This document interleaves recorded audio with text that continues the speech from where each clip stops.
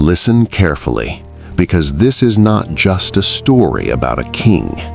This is the story of a man who ruled one of the most powerful kingdoms in Europe, yet lived every single day in absolute terror, because he believed his body could shatter at any moment. Not metaphorically, not emotionally, physically. A king who refused to be touched.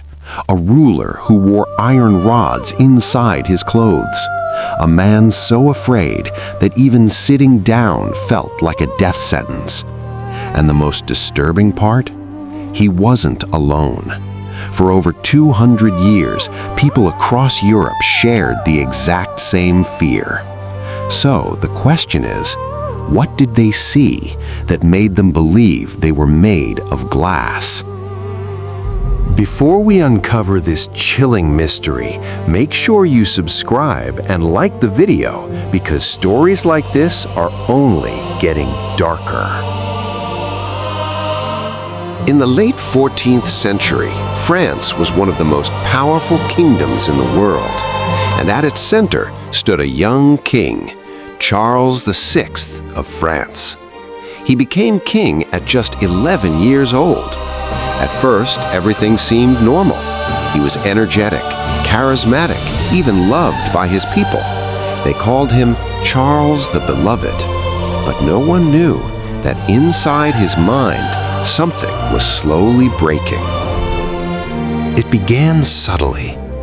Mood swings, confusion, sudden bursts of anger.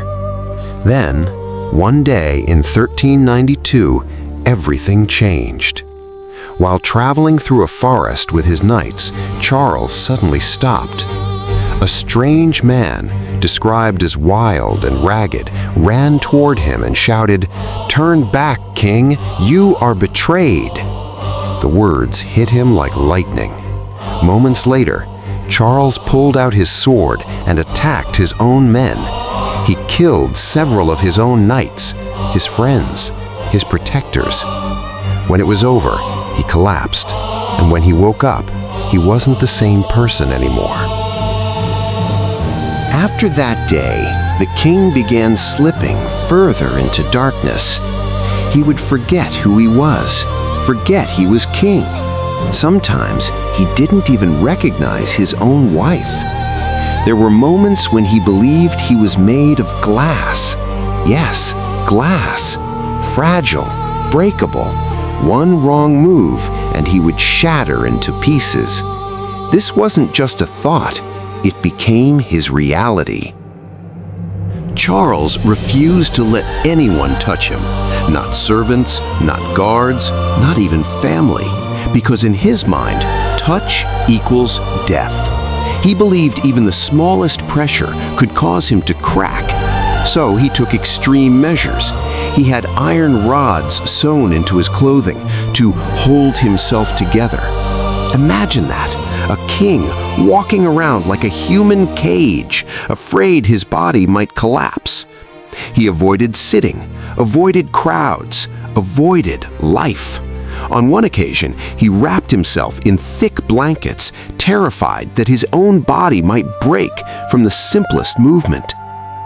France was in chaos because their king was disappearing. Not physically, mentally. There were days when he would wander the palace, silent, distant, like a ghost. Other days, he would scream in terror, convinced he was moments away from shattering. His court didn't know what to do.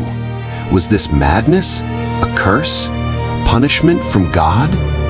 Doctors tried everything. Herbs, rituals, isolation. Nothing worked, because the enemy was inside his mind. But here's where the story gets even stranger, because Charles VI was not the only one. Across Europe, during the 15th to 17th centuries, people began reporting the same fear. Merchants, scholars, even ordinary citizens, all convinced they were made of glass. Think about it. This wasn't modern psychology, no social media, no internet, no shared diagnosis. Yet somehow, people across different regions, different cultures, different lives developed the exact same delusion, the same fear, the same obsession with breaking. So the question becomes, was this just mental illness or something deeper? Historians and psychologists have debated this for centuries. Some believe it was a form of severe anxiety or psychosis. Others say it was linked to the rise of glass as a luxury material. At the time, glass was rare, expensive, delicate, almost magical. To be made of glass meant you were both valuable and incredibly fragile. But that doesn't fully explain it, because this wasn't symbolism. These people truly believed it. They lived in fear every second.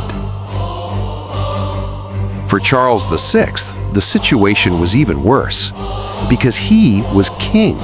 He couldn't escape responsibility, yet he couldn't function either.